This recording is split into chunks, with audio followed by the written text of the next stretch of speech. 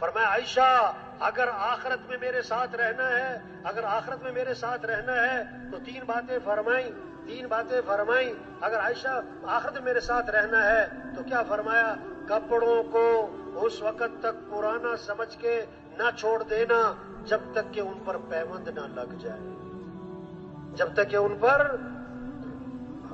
دوسری بات فرمائی عائشہ مالداروں کے پاس بیٹھنے سے بچانا اپنے آپ کو. آدمی جب اپنے سے زیادہ مالداروں کے پاس بیٹھتا ہے اس کے اندر مال کی حرص، مال کی طمع، مال کی دوڑ لگ جاتی ہے، ناشکری پر آ جاتا ہے. تیسری بات فرمایا عائشہ دنیا سے اتنا توشہ لینا جو ایک مسافر کے لیے کافی ہوتا ہے. زیادہ لمبے چوڑے چکروں میں نہ پڑ جانا، یہ بھی بنا لو، یہ بھی بنا لو، یہ بھی لے لو، وہ بھی لے لو، ہلکا پھلکا رکھنا اپنے آپ کو. ہاں تو 70,000 درہم تقسیم کیے، اپنے کپڑوں پر پیوند تھے. آج زور لگ گیا کپڑوں پر. تیسرا زور لگ گیا کس پر؟ تعمیرات پر. آپ نے فرمایا جب آدمی کے مال میں برکت نہیں رہا کرتی تو تعمیرات پر لگا کرتا ہے.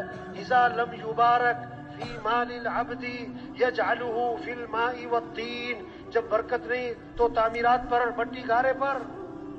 ایک صحابی نے ذرا اونچا مکان بنا لیا، آپ کا گزر ہوا، فرمایا یہ کس کا ہے؟ کہ فلاں کا ہے. ایک انصاری تھے، آپ خاموش ہو گئے، دل میں بات کو رکھا.